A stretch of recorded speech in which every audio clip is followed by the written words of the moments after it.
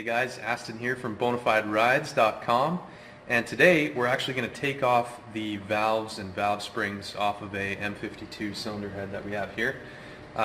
This was really difficult to find, and actually Stu figured out how to do this because we didn't have one of those valve spring compressors, and they're like $200 to buy online. So we figured out an easy way that we can take them off, and I just wanted to shoot this quick video to show you guys exactly how we do it.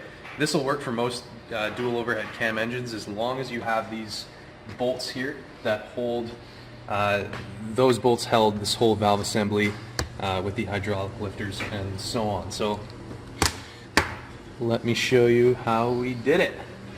Super easy. You take this socket here, we had a 17 mil because that's the one that fit right in between.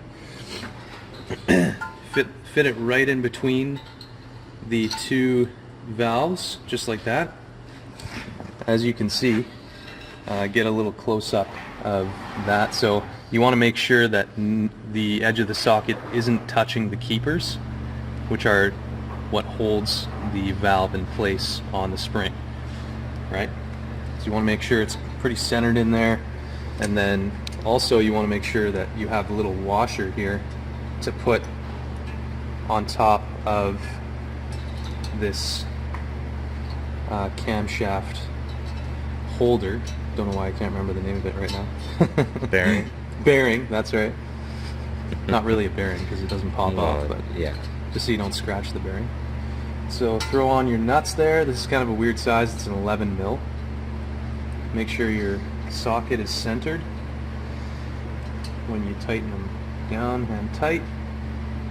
And once that's done, once it's all done and centered, you can see that it's right in the middle there. And don't worry about the springs or these retainers flying off, because they're not going to. As long as your socket is pretty close to the edge of the keeper, you'll be fine. And then all you do, tighten them down. Just tighten them down kind of equally. And hear that pop? That's the valves releasing, well, the retainers releasing from the keepers. And we're just going to go down far enough that we can see the keepers all the way. And as you can see it looks like it's going to fly off there, but it won't. It won't fly off. Whoops, sorry.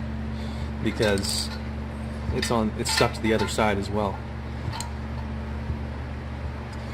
Okay, so I think we're far down enough. Now what I'm doing is I'm just taking this little magnet here with a little Allen key, poking these keepers so they split apart, and you just pull them off just like that.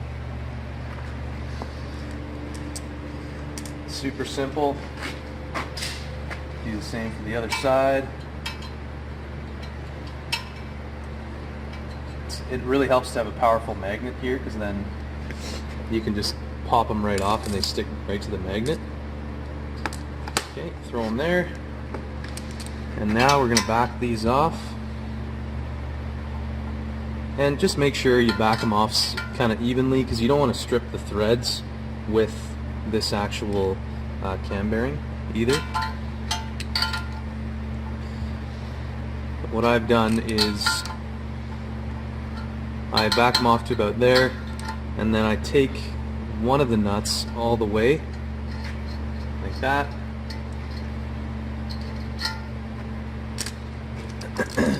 And then maybe move to the other side. And then what I'm doing is just pushing down on this, and also pushing down with my ratchet hand as well. So when this nut comes off, it doesn't fly off in my face. But it's really not that tight on there. You'll see when in just a second it pops off. Like I'm probably putting maybe 10 pounds of pressure on there. See? Boom. That's it. And then you remove these. Remove your springs and retainers. And these springs are tapered.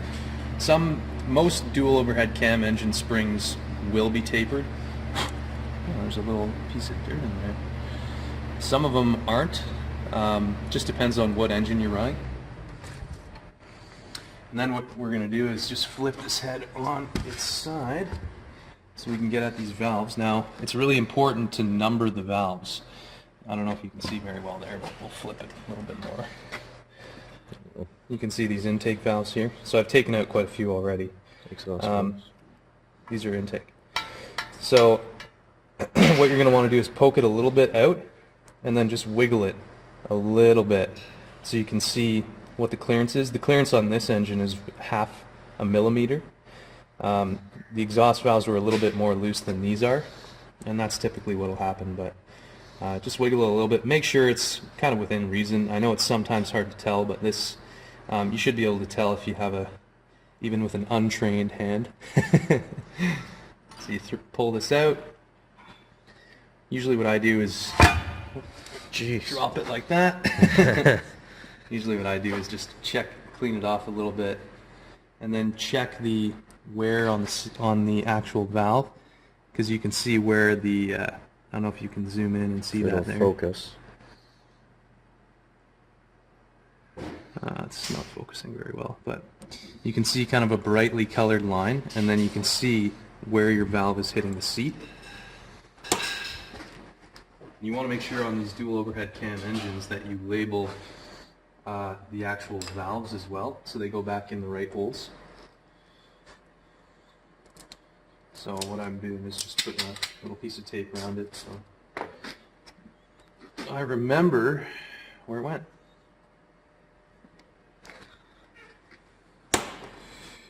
And make sure to label all these parts to make sure that they go back in the correct holes when you put them back in the engine.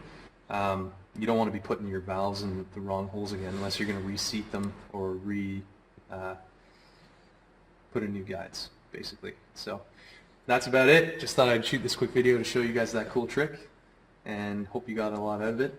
Make sure to subscribe and visit our channel for more E36 BMW and lots of other BMW performance mods on engines, body, everything. Thanks, guys.